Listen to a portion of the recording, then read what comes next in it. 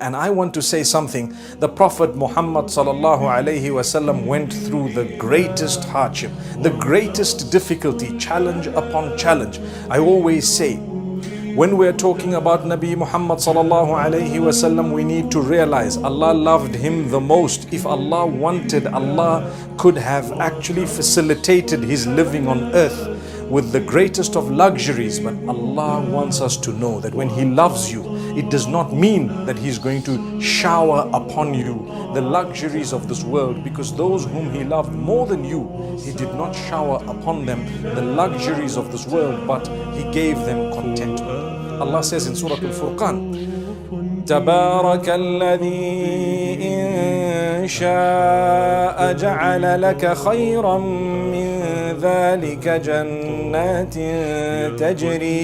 تجري من تحتها الأنهار